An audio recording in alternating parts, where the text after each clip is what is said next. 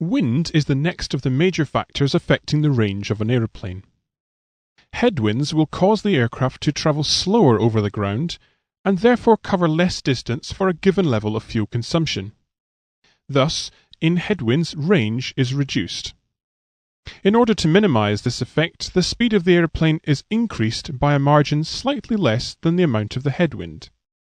The increase in speed will increase the thrust and the power required, and therefore the fuel consumption.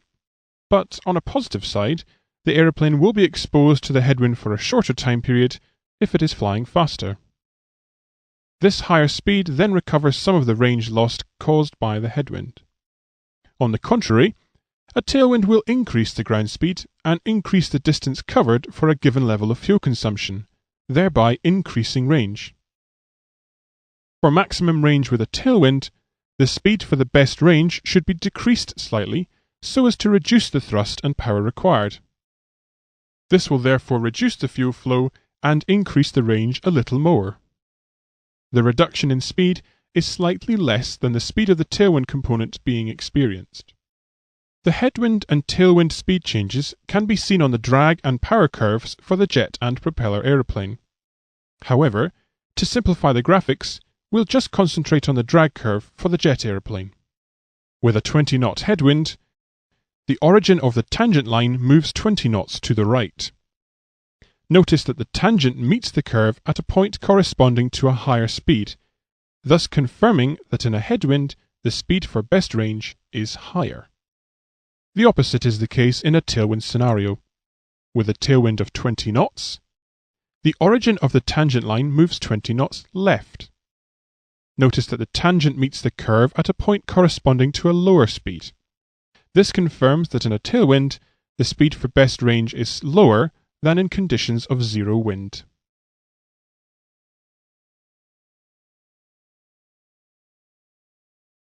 The effect of altitude on the range of an aeroplane is important, especially for a jet aeroplane. On screen is the formula for the specific air range for a jet aeroplane. Let us examine how the variables change with increasing altitude. As aeroplane operating altitude increases, the colder air and requirement for increasing RPM cause the specific fuel consumption to decrease, which will help to increase the specific air range.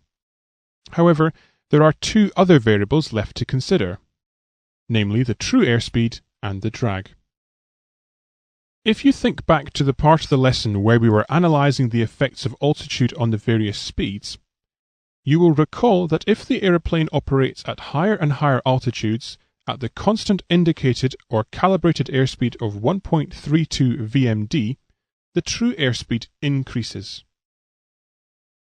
The effect of increasing altitude and therefore increasing true airspeed acts together with the reducing specific fuel consumption to help increase the specific range.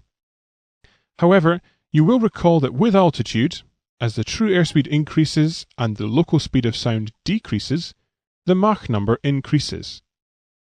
This means the aeroplane is approaching the speed of sound and approaching the maximum operating Mach number, MMO. The problem with this is that beyond a certain Mach number, the compressibility factor and approaching shock wave will cause drag to increase. This will be detrimental to the specific range. On the graph, you can see that the range stops increasing with altitude because of this effect. Consequently, there will be an altitude beyond which the range starts to decrease. This is because the Mach number will be too high, and the penalty due to drag will outweigh the benefits of increasing TAS and reducing specific fuel consumption. Consequently, the specific air range will start to reduce. You will notice on the graph that there is an altitude at which the specific range is greatest. In our example, this is 33,000 feet. This altitude is called the optimum altitude. It is defined as being the pressure altitude which provides the greatest specific range, or fuel mileage, at a given weight and speed. Flying higher or lower than the optimum altitude will decrease the range of the aeroplane.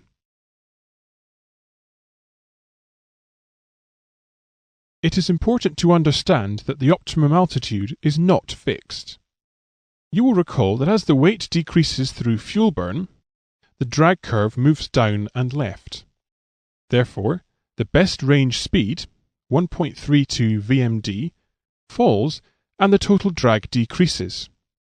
Therefore, with decreasing weight, the aeroplane needs to slow down to maintain the best range speed. As it does so, the Mach number will of course also decrease, meaning that the aeroplane is not limited by the high Mach number and corresponding high drag. This fact allows the aeroplane to climb a little. As the aeroplane climbs, the Mach number will increase again to its previous limiting value, and drag will increase back to its previous value.